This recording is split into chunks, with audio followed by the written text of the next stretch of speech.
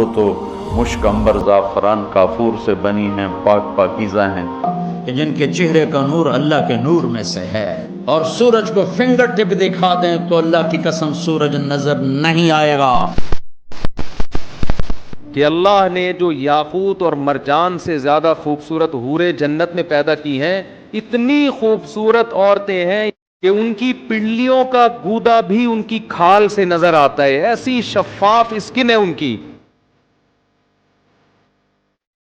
نہیں انہیں چھوا ہوگا ان سے پہلے نہ کسی انسان نے اور نہ کسی جن نے۔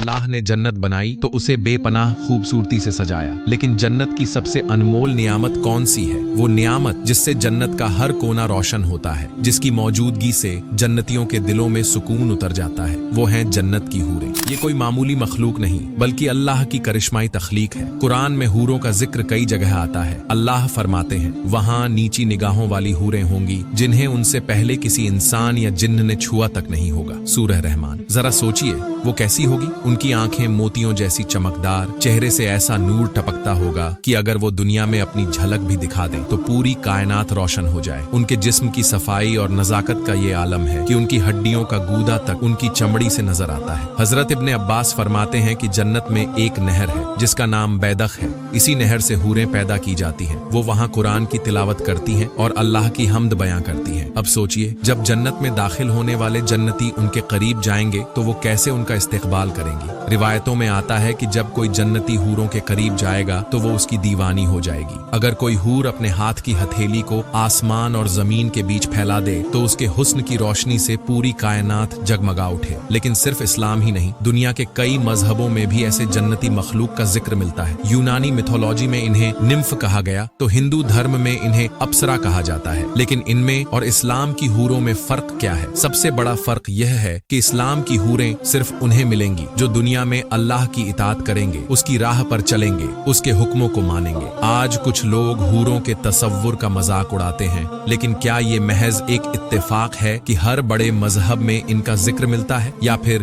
یہ اس حقیقت کی نشانی ہے جسے ہم ماننا نہیں چاہتے؟ اور اللہ کے حکم پر چلنے کا ارادہ کیجیے، کیونکہ جو اس کے فرمان کے آگے جھکے گا وہی اصل میں جنت کا حقدار ہوگا۔